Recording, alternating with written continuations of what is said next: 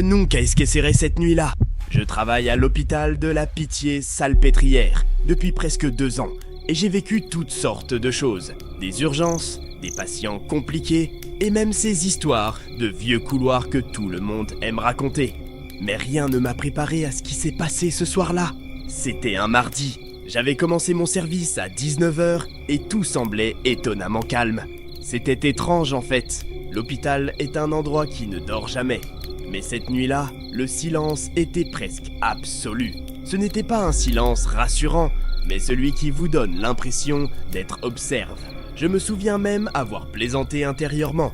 Il ne manque plus qu'un fantôme pour compléter le tableau. Et vers 23h30, je me trouvais dans le service en train d'organiser les médicaments pour le prochain tour. C'était une tâche mécanique, presque automatique, mais ce soir-là, même cela semblait plus lourd. Le silence n'était brisé que par le tic-tac de l'horloge accrochée au mur. Chaque seconde semblait durer plus longtemps que la précédente. C'est là que j'ai entendu le bruit pour la première fois. Un son étrange venant du couloir. C'était faible, un bruit presque imperceptible, comme si c'était à la limite de l'audition. J'ai arrêté ce que je faisais et j'ai écouté. Ça doit être quelqu'un de la nettoyage, me suis-je dit. Mais l'idée que quelqu'un travaille aussi tard dans cet étage ne semblait pas logique. J'ai appelé, hésitante. « Il y a quelqu'un ?» Ma voix a résonné dans le couloir vide. Pas de réponse. J'ai attendu quelques secondes, puis j'ai repris mon travail, essayant d'ignorer ce malaise grandissant. C'était sûrement la fatigue, du moins, c'est ce que je voulais croire. Mais le bruit est revenu. Un peu plus fort, un peu plus clair, et cette fois, il semblait dire mon nom. Carla. Mon corps s'est figé, mon esprit cherchait une explication logique, mais ce que je ressentais, c'était le froid qui remontait le long de ma colonne vertébrale. J'ai lâché les flacons sur le comptoir et me suis tourné vers le couloir. Il était vide, seulement les lumières fluorescentes et ces ombres qui semblaient danser sur les murs. J'ai pris une grande inspiration. Il ne fallait pas que je perde le contrôle. Ce n'est que dans ma tête, me suis-je dit, mais il fallait que j'en sois sûr. J'ai commencé à marcher dans le couloir, scrutant chaque recoin à chaque pas. Les lumières froides faisaient me paraître l'endroit plus grand, plus vide. Chaque porte que je passais semblait plus sombre, plus hostile. Le son de mes pas résonnait de façon presque irréelle, comme si cela venait de quelqu'un d'autre. Arrivé au tournant du couloir, j'ai entendu à nouveau. Cette fois-ci, plus fort, plus près. Carla. Mon cœur s'est mis à battre la chamade. Je me suis retourné d'un coup, tentant de surprendre celui ou celle qui pouvait être là. Mais le couloir était aussi vide qu'avant. Sauf qu'à présent, quelque chose clochait. Une des portes au bout du couloir, celle de la salle 308, était entr'ouverte. J'étais certaine que cette porte était verrouillée. La 308 était une salle de stockage rarement utilisée. Qui aurait pu entrer là? Mon esprit a commencé à s'emballer. Un patient? Un technicien de maintenance? Mais cela ne faisait aucun sens. Personne n'était passé par là. Personne ne pouvait être là. « Bonjour? Il y a quelqu'un ?» « Component placement », ai-je demandé, ma voix tremblant un peu. Le silence a été la seule réponse. C'était comme si l'hôpital tout entier retenait son souffle, attendant de voir ce que j'allais faire. Je savais que je devais retourner à l'infirmerie, appeler la sécurité et attendre. Mais pour une raison que je ne m'explique toujours pas, j'ai avancé vers la porte.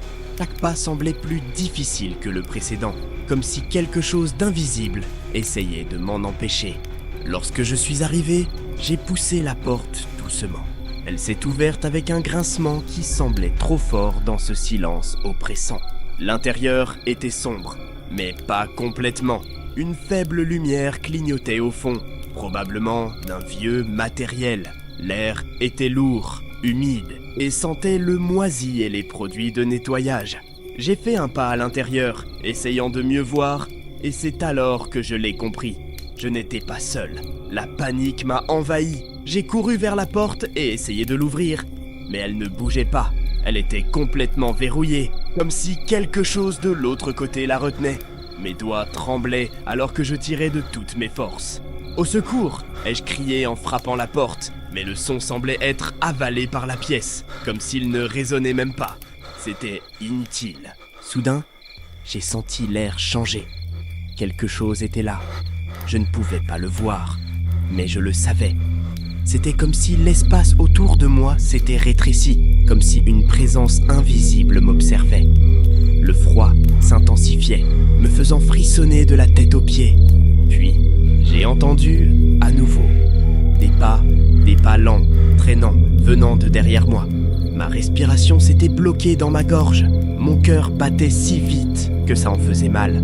Je ne voulais pas regarder, mais c'était impossible de l'ignorer. Avec une lenteur presque insupportable, j'ai tourné la tête. Et là, elle était de retour. La silhouette était plus proche cette fois, arrêtée près de l'une des étagères. Mais maintenant, je pouvais la voir clairement. Elle était étrange, comme si ce n'était pas quelque chose qui devait exister. La peau pâle, presque grise, tendue sur des os trop fins.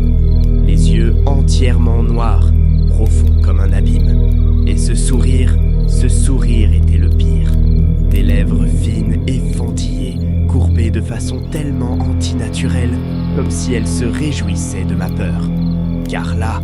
murmura-t-elle à nouveau, cette fois avec une clarté effrayante. C'était comme si chaque syllabe était griffée dans mon esprit. J'ai tenté de reculer, mais j'ai percuté la porte. Mes jambes étaient comme du caoutchouc, incapables de soutenir mon poids. Et puis, elle a commencé à bouger, lentement, comme si elle voulait prolonger mon désespoir. Ses pas ne faisaient pas de bruit sur le sol, mais je pouvais sentir chaque pas, comme si l'air devenait plus lourd à chaque fois qu'elle se rapprochait. « Au secours !» ai-je murmuré, sans même savoir ce que je demandais. Mais elle continuait d'avancer, de plus en plus près. Lorsqu'elle était à quelques mètres de moi, la lumière de la pièce a commencé à clignoter à nouveau. Et à chaque clignotement, elle se rapprochait. 1, 2, 3. Et puis, dans le noir total, j'ai ressenti.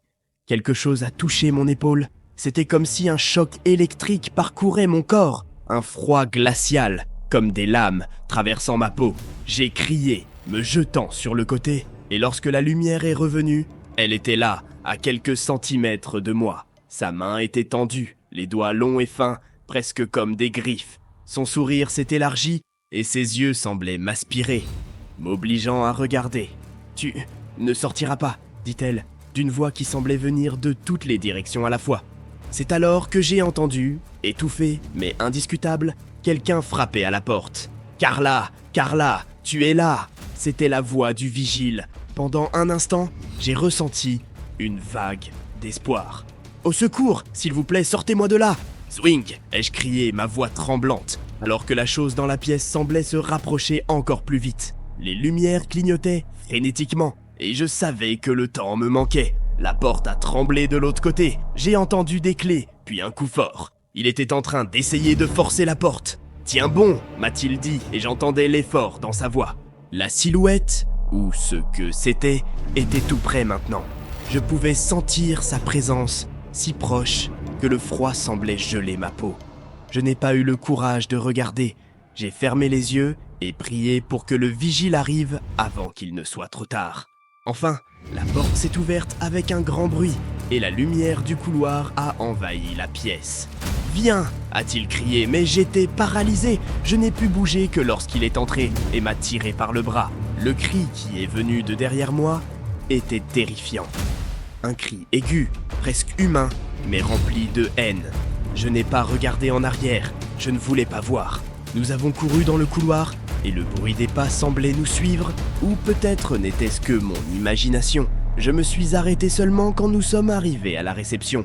Mon corps tremblait, le cœur battant à tout rompre. Le vigile m'a regardé, confuse, mais inquiet. Que s'est-il passé là-bas ? Pourquoi étais-tu enfermé ? Il n'y avait personne dans l'étage entier.